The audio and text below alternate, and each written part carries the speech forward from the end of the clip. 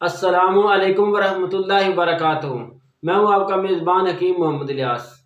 تو بعض لوگوں نے سوال کیا ہے کہ حکیم صاحب کثرت جماع یعنی زیادہ ہم بستری سے کیا نقصان ہوتے ہیں؟ تو اس سے سب سے پہلا یہ نقصان ہوتا ہے کہ منی پتلی ہو جاتی ہے۔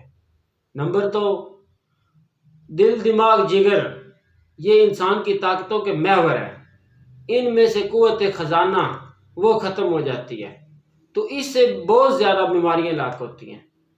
ان میں سب سے پہلے صراط انزال، سر درد، احتلام، جریان، اور اس کے ساتھ ساتھ بہت زیادہ جو ہے نا ٹائمنگ کا مسئلہ، اور اس سے نفس کے پٹھے جو ہے نا وہ بھی کمزور ہو جاتے ہیں، اور اس کے ساتھ ساتھ جو ہے نا لکوہ، ریشہ، جو ہاتھ کانپنے شروع ہو جاتے ہیں، سر درد، اور بہت زیادہ عوامل جو ہے نا اس سے پیدا ہوتے ہیں۔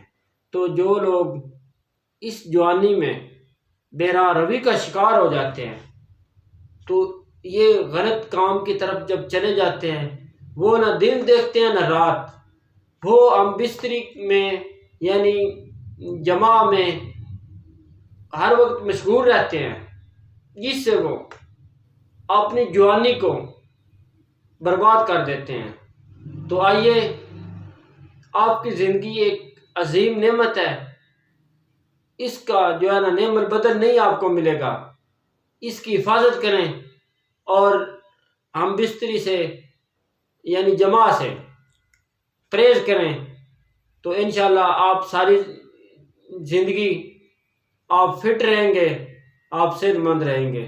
جتنا ہی زیادہ جماع کرتے رہیں گے اتنی ہی زیادہ منی خارج ہوتی رہے گی، اور آپ کا دل دماغ جگر کمزور ہو جائے گا، اور آخر کار آپ جو ہے نا اس دنیا فانی سے کوچ کر جائیں گے۔ والسلام۔